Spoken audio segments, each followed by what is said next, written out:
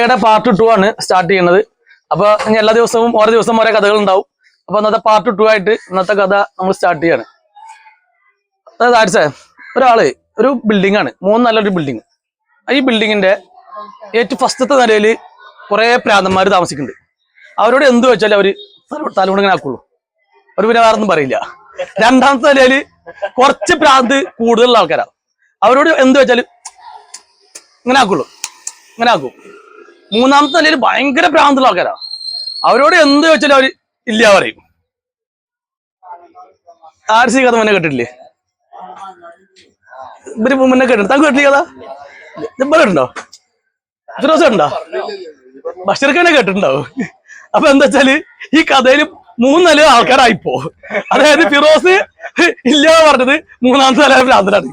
ജബ്ബാറ് ഇങ്ങനെ ആക്കിയത്, തങ്ക് കാണിച്ചെന്താ ഇല്ലാന്ന്. അപ്പൊ 3 നിലയിൽ ഭ്രാന്തന്മാരായിക്കുന്നത്. ഇതാണ് ഇന്നത്തെ കഥ. ഓക്കെ,